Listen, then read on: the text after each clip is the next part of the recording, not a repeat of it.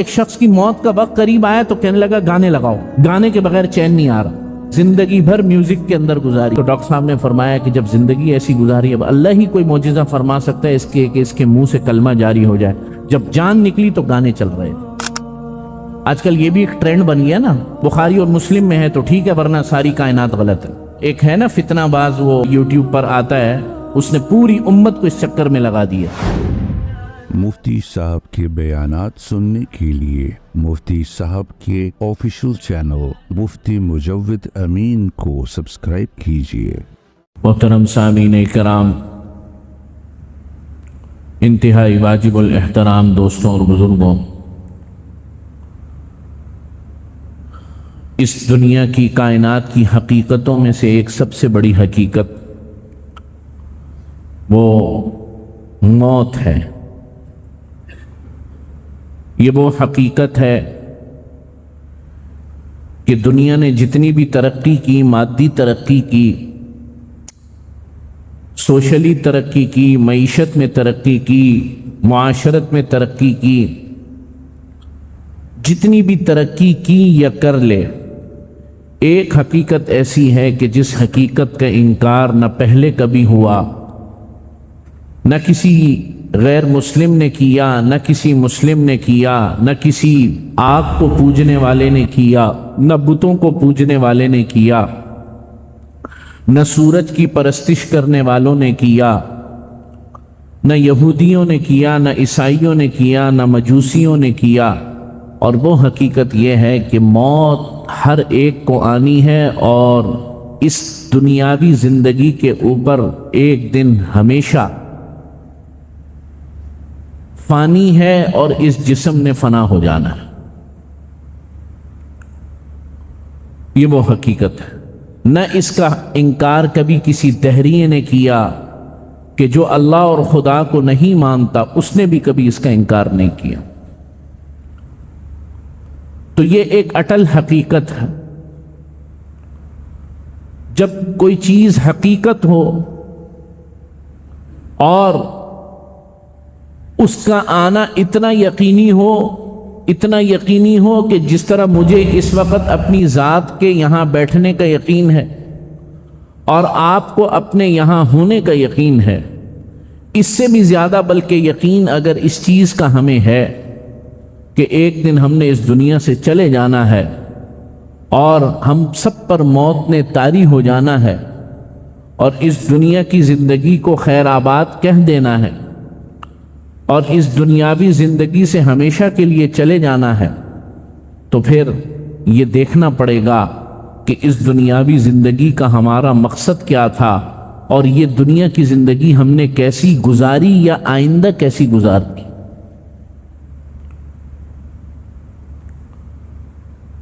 نبی کریم صلی اللہ علیہ وسلم کے ارشاد گرامی ہے، آپ صلی اللہ علیہ وسلم نے فرمایا کہ اعمار امتی ما بین 60 و 70، میری امت کی عمریں جو ہے وہ 60 سال سے 70 کے درمیان ہوں گی۔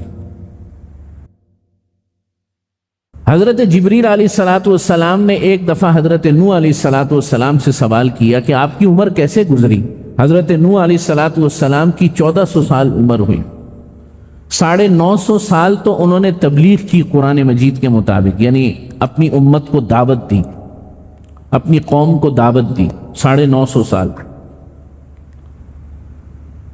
تو عمر نوح مشہور ہے کہ اللہ نے اتنی لمبی عمر عطا فرمائی، تو جبریل علیہ السلام نے سوال کیا حضرت نوح سے کہ اے نوح، یہ جو آپ کی اتنی طویل عمر ہو گئی، کیسی عمر گزری؟ حضرت نوح علیہ السلام نے جواب دیا، ایسی گزری کہ جیسے کہ ایک کمرے کے دروازے سے داخل ہو کر دوسرے کمرے کے دروازے سے نکل گئی۔ یہ حضرت نوح علیہ السلام کا جواب ہے۔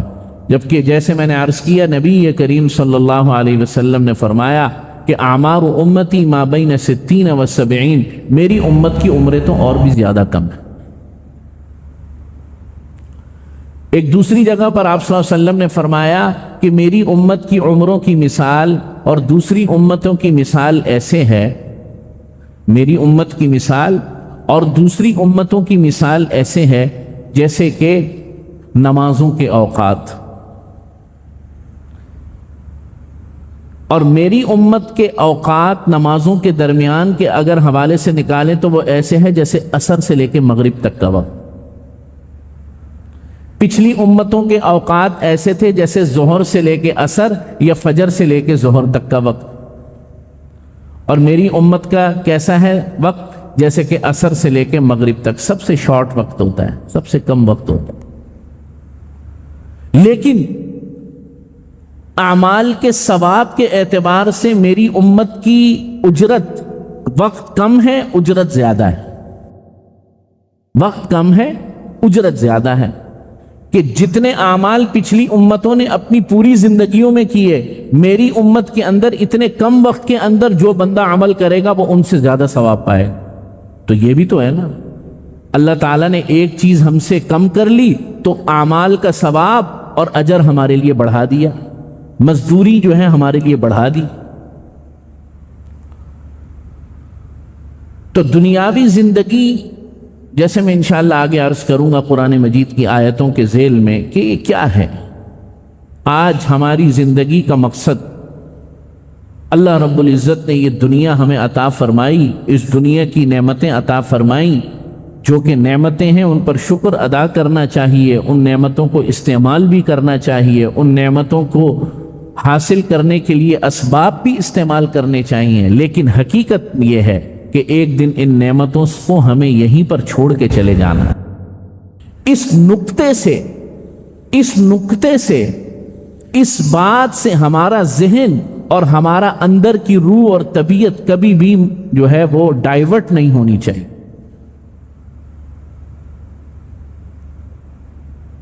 آپ صلی اللہ علیہ وسلم نے فرمایا ایک موقع پر کہ دنیاوی لذتوں کو ختم کر دینے والی چیز ہے کہ تم کبھی کبھی موت کو یاد کیا کرو.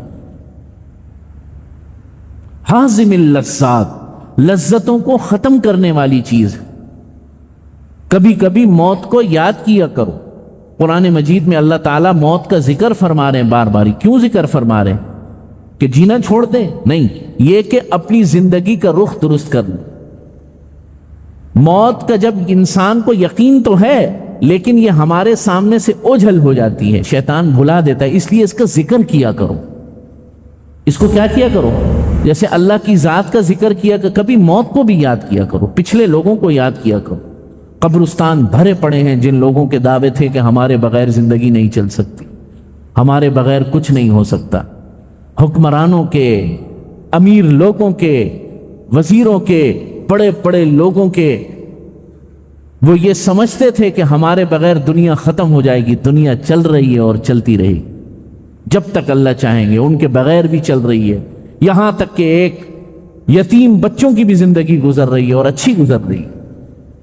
تو کوئی انسان دنیا کے اندر ناگزیر نہیں. یہ ہماری غلط فہمی ہوتی ہے. جب ہم زندگی کی معراج پر ہوتے ہیں، کامیابیوں کی سیڑھیاں پھلانگ رہے ہوتے ہیں، تو پھر ایک وقت آتا ہے کہ یہ چیزیں اوجھل ہو جاتی ہیں. ہم یہ سمجھنے لگتے ہیں کہ ہمارے بغیر دنیا کا نظام ہی نہیں چل سکتا. نہ بھائی نہ، نبیوں کے بغیر دنیا کا نظام چل گیا. وہ وقت یاد کرو، کیسا عجیب وقت ہوگا. سوچ کر بھی ایک جھرجھری طاری ہو جاتی ہے جب جناب نبی کریم صلی اللہ علیہ وسلم اس دنیا سے تشریف لے گئے. صحابہ فرماتے ہیں کہ ہماری آنکھوں کے آگے اندھیرے چھا گئے. اور صحابہ یہ جو جملہ کہہ رہے ہیں یہ مبالغے میں نہیں کہہ رہے. ایک صحابی ایک کسان ہل چلا رہے تھے. جب خبر ملی کہ آپ صلی اللہ علیہ وسلم اس دنیا سے رخصت ہو گئے، فرمایا اپنے دونوں ہاتھوں کو آسمان پر اٹھایا، دعا کی یا اللہ ان آنکھوں کی بینائی چھین لے کہ جس آنکھوں سے آپ نبی کا دیدار نہ ہو سکے. ان آنکھوں کا اب کیا فائدہ. حضرت عمر رضی اللہ تعالیٰ عنہ کیا عظیم انسان ہیں، کیا بردبار شخصیت ہیں. ایک مرحلے کے لیے جب یہ خبر سنی تو اپنے آپ سے باہر ہو گئے.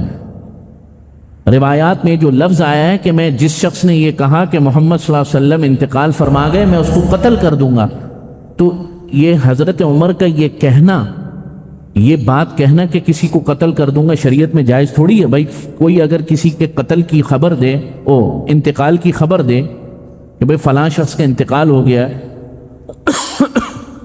تو اس کو قتل کر دینا جائز تھوڑی ہے شریعت میں، تو حضرت عمر ایسا کام کیسے کر سکتے ہیں؟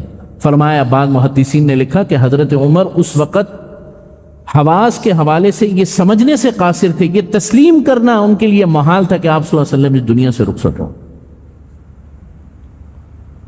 پھر حضرت ابو بکر رضی اللہ تعالیٰ عنہ نے تقریر فرمائی، وما محمد الا رسول قد خلت من قبلہ الرسل افإن مات او قتل انقلبتم علی اعقابکم، کہ وما محمد الا رسول، محمد صلی اللہ، قرآن کی آیت ہے، وما محمد، کیا محمد صلی اللہ علیہ وسلم الا رسول، ایک رسول تھے، ایک رسول ہیں، قد خلت من قبلہ الرسل، اس سے پہلے بھی کئی نبی اور رسول کیا ہو گئے، چلے گئے اس دنیا سے، افإن مات او قتل انقلبتم علی اعقابکم، کیا اگر نبی وفات پا جائیں یا نبی شہید کر دیے جائیں، انقلبتم علی اعقابکم، کیا تم لوگ دین سے پھر جاؤ گے؟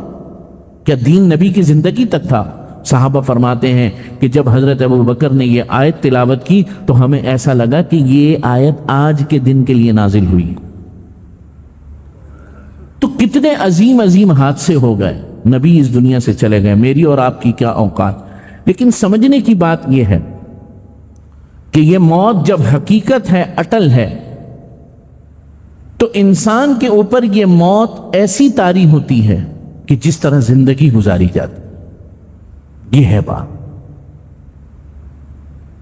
کما تعیشون تموتون، حدیث میں آیا کہ جس طرح تم زندگی گزارو گے موت بھی تمہیں اسی طرح آئے گی، وَكَمَا تَمُوتُونَ تُبْعَثُونَ، اور جس طریقے سے تمہاری موت ہوگی قیامت کے دن اسی حالت میں اٹھاؤ جائے۔ کما تعیشون تموتون، جیسی زندگی گزارو گے موت بھی ویسی ہی آئے گی، اور جیسی موت آئے گی قیامت کے دن اسی حالت میں اٹھائے جاؤ۔ فرما برداری والی حالت میں موت آئے گی تو فرما برداری والی حالت میں اللہ کے سامنے قیامت کے دن اٹھائے جاؤ۔ اللہ بچائے، اللہ بچائے، اللہ بچائے، نافرمانی والی حالت میں موت آئے گی، نافرمانی والی حالت میں اٹھائے جاؤ۔ تو موت کا صحیح آنا، اچھی حالت میں آنا، اللہم، آپ صلی اللہ علیہ وسلم دعا فرماتے تھے کہ اللہ اچھی موت نصیب فرما اور بہتر خاتمہ ہم سب کا نصیب فرما۔ زندگی گزاری، ساری زندگی گزاری اللہ کی نافرمانی میں، اللہ نہ کرے، اللہ بچائے، تو پھر اللہ کا قدرت قانون ہے، اللہ کا ایک نظام ہے، اللہ کا ایک انصاف ہے کہ پھر وہ جو آخری وقت آتا ہے اللہ تعالیٰ اگر اپنا رحم فرمانا چاہیں تو رحم فرما دیں، لیکن اللہ کا طریقہ اور سنت اور اس کی روش یہی ہے، اس کا طریقہ یہی ہے کہ جیسی زندگی گزرتی ہے ویسی حالت میں موت آتی۔ امام ابو حنیفہ رحمۃ اللہ علیہ کو خلیفہ ابو جعفر منصور نے قید کر لیا، اور عجیب دور تھا یار ویسے کہ امام ابو حنیفہ کو کہا جا رہا ہے، زبردستی کہا جا رہا ہے کہ قاضی القضات بنو، چیف جسٹس بنو، امام صاحب کہہ رہے ہیں نہیں مجھے نہیں بننا۔ آپ سمجھ رہے ہیں بات؟ ہمارے جج آپس میں لڑ رہے ہیں۔ آپ صلی اللہ علیہ وسلم نے فرمایا من جعل قاضیا فقد قتل بغیر سکین، جس شخص کو قاضی بنا دیا گیا، قاضی فیصلہ، فقط قتلا، اس کو قتل کر دیا گیا، بغیر چھری کے اس کو قتل کر دیا گیا۔ اتنا نازک مقام، اتنا نازک معاملہ ہے، اللہ اکبر۔ امام صاحب کو ابو جعفر منصور نے کہا کہ خلیفہ بنو، امام صاحب تو امام صاحب تھے، کیا کمال انسان تھے، فرمایا نہیں میں نہیں بن سکتا، خلیفہ ابو جعفر سے مکالمہ ہو رہا ہے، تو امام صاحب نے فرمایا نہیں میں نہیں بن سکتا، تو ابو جعفر منصور نے کہا آپ جھوٹ بول رہے ہیں، فرمایا اگر جھوٹ بول رہا ہوں تب تو بالکل ہی نہیں بن سکتا۔ قاضی جھوٹ بولے تو یہ تو اس کے ان کوالیفائڈ ہونے کی سب سے بڑی دلیل ہے، اور تو خود کہہ رہے میں جھوٹ بول رہا ہوں، اور اگر میں سچ بول رہا ہوں کہ میں اس عہدے کو قبول نہیں کر سکتا، میرے اندر صلاحیت نہیں ہے، تو میری بات مان۔ ابو جعفر منصور بالکل، امام صاحب بہت ذہین انسان تھے، بہت ذہین آدمی تھے، اللہ تعالیٰ نے ذہانت اور ذکاوت کی معراج تک پہنچایا امام صاحب۔ تو ابو جعفر منصور بالکل لاچار ہو گیا، بے بس ہو گیا. امام صاحب نے بات ہی ایسی کی. امام صاحب نے کہا کہ اگر تو یہ کہتا ہے میں جھوٹ بول رہا ہوں تو جھوٹے کا قاضی بنانا، اور خود حاکم وقت کہہ رہا ہے تو جھوٹ ہے، یہ تو اپنی بھی بے عزتی کر رہا ہے اور میری بھی بے عزتی کر رہا ہے. اور اگر تو کہتا ہے میں سچ بول رہا ہوں تو بھائی میں اس عہدے کے لائق نہیں. ابو جعفر منصور نے جیل میں قید کر دیا، اور تو کچھ کر نہیں سکتا. تو امام صاحب کا معمول تھا کہ زندگی کے 40 سال تقریباً کم و بیش عشاء کے وضو سے فجر کی نماز پڑھی. تو رات کو ایک دن کھانا دیا اور اس کھانے میں زہر ملا. 3 سال یا 4.5 سال قید رہے. تو رات کے کھانے میں زہر ملا کر دیا گیا اور کھانا امام صاحب نے تناول فرمایا اور حالت سجدہ میں انتقال ہوا. زندگی ایسی گزاری تھی اور موت بھی ایسی آئی. اس قدر اہتمام کے باوجود اتنے بڑے فقیہ دنیا کے اندر جو مشاورتی جو کیبنٹ جسے کہتے ہیں نا کیبنٹ فقہ، ویسے تو حضرت عمر نے اس سے پہلے مشاورت کا نظام قائم کیا، لیکن مسائل کے اندر گفتگو کا جو جسے ہم آج کی زبان میں بینچ کہہ سکتے ہیں، آج کی زبان آسان کرنے، یہ امام صاحب نے اس کا تصور دیا کہ فقہا کی ایک مجلس قائم کی، اس مجلس میں فیصلے ہوتے تھے. یہ کام الگ، اور امام صاحب کی کپڑے کی تجارت تھی جو پورے عرب میں پھیلی ہوئی تھی، پورے عرب کے اندر. اور روایات میں آتا ہے کہ پورے عرب کے اندر امام صاحب سے بڑی زکوٰۃ دینے والا اس وقت کوئی موجود نہیں تھا. امام صاحب کی زکوٰۃ پورے بر اعظم میں جاتی تھی، اتنا اللہ نے مال عطا فرمایا تھا. لیکن اس کے باوجود فجر کی نماز ہو رہی ہے عشاء کے وضو سے. تو جیسی زندگی گزاری ویسی اللہ نے موت نصیب فرمائی. محدث ابو زرع بڑے مشہور محدث ہیں، اور ان کے بارے میں آتا ہے کہ ایک موقع پر جب بالکل جان نکلنے والی تھی، ساری زندگی حدیثوں کا درس دیا، ساری زندگی اللہ کے نبی کی حدیث بیان کرنا. تو موت کے وقت حالت یعنی کہ آخری وقت کے اندر محدثین جمع ہو گئے ان کے پاس، اور سنت طریقہ یہ ہے کہ تلقین کرنی چاہیے. تلقین ایسے نہیں کرنی چاہیے کہ کلمہ پڑھو کلمہ پڑھو، یہ بھی غلط ہے. اگر اللہ نہ کرے خدا نہ خواستہ وہ یہ کہہ دے میں نہیں پڑھتا، سمجھ رہے بات، تو دوسروں پر گواہ بنا رہا ہے کہ وہ کلمہ نہیں پڑھتا، تو ایسے نہ کیا کرو. اس کا طریقہ کار یہ ہوتا ہے اس کے سامنے بیٹھ کے لا الہ الا اللہ محمد رسول اللہ لا الہ. تو تمام محدثین نے اپنی اپنی سند سے حدیث پڑھنا شروع کی، یعنی اپنی حدث سے، اپنی سند سے. جیسے کوئی محدث اپنی سند سے حدیث پڑھ رہا ہے، ہر محدث اپنی سند سے حدیث پڑھ رہا ہے، یہاں تک کہ عن معاذ بن جبل رضی اللہ تعالی عنہ قال قال رسول اللہ صلی اللہ علیہ وسلم من قال لا الہ الا اللہ دخل الجنہ، کہ جس شخص نے لا الہ الا اللہ آخری وقت پڑھ لیا جنت میں داخل ہو گیا. تو محدث ابو زرع جو ہے وہ لیٹے ہوئے تھے، تو اس طرح کر کے جو ہے تھوڑی سی اپنی کمر کو ہلایا اور فرمایا، اپنی پھر سند پڑھی. اپنی سند پڑھنے کے بعد عن معاذ بن جبل رضی اللہ تعالی عنہ قال قال رسول اللہ صلی اللہ علیہ وسلم من قال لا الہ الا اللہ دخل الجنہ، یہ لفظ کہا اور جان اللہ کے سپرد کر. زندگی ساری حدیث میں گزاری، موت بھی ایسی ہے.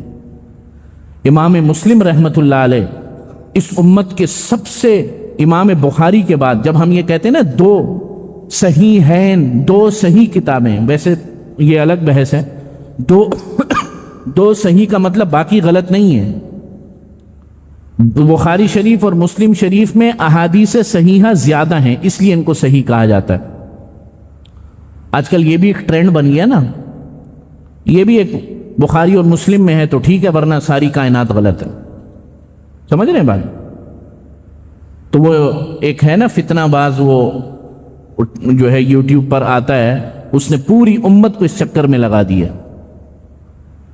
بخاری اور مسلم میں جو حدیث ہے وہ ٹھیک ہے، باقی ساری حدیثیں غلط ہیں. لوگوں کا یہ تصور بن گیا.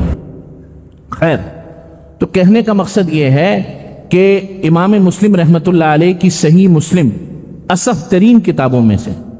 تو امام مسلم رحمۃ اللہ علیہ سے ان کے ایک شاگرد نے سوال کیا دوران درس کے اختتام پر کہ حضرت یہ پوچھنا یہ ہے کہ یہ فلاں حدیث فلاں سند کے ساتھ کہاں ہے؟ تو امام صاحب نے فرمایا اس وقت ذہن میں نہیں، یاد نہیں، لیکن چونکہ محدث تھے بس وہ بات ذہن میں رہ گئی، فوراً گھر آئے اور کتابیں کھولنا شروع کی۔ تو اسی دوران اہلیہ نے کھجور کا ایک ٹوکرا ساتھ رکھ دیا اور کہا کہ یہ کہیں سے ہدیہ آیا ہے، یہ کھجور آپ قبول فرمائیں، یہ کسی نے دیا، آپ کے کسی شاگرد نے بھیجا ہے۔ امام صاحب بے خیالی میں ایسے کر کے ہاتھ ڈالا، کھجوریں کھاتے جا رہے ہیں اور حدیث دیکھتے جا رہے ہیں، یہاں تک کہ حدیث مل گئی تو فوراً خوش ہو گئے اور اسی وقت جو ہے وہ کھجور بے خیالی میں اتنی زیادہ کھا لی کہ اس سے جو ہے وہ معدے پر اثر پڑا اور اسی وقت انتقال فرما اور حدیث مل گئی اور وہ لکھوا دی۔ کیسی موت آ رہی ہے؟ اللہ کے نبی کی حدیثوں میں موت آ رہی ہے، کسی کی سجدے میں۔ تو یہ موت ہم سب کو چاہیے نہیں چاہیے؟ اللہ کی فرما برداری والی موت آپ کو چاہیے، مجھے چاہیے نہیں چاہیے؟ اس کے لیے زندگی ویسی گزارنی پڑے گی۔ جناح ہسپتال کے ایک ڈاکٹر صاحب تھے، ڈاکٹر نور محمد غالباً، میں ابھی شاید نور احمد یا نور محمد، انہوں نے وہ ساری زندگی ایمرجنسی میں رہے، بڑے ڈاکٹر تھے، سرجن تھے۔ انہوں نے ایک کتاب لکھی ہے، 30-40 سال وہ رہے۔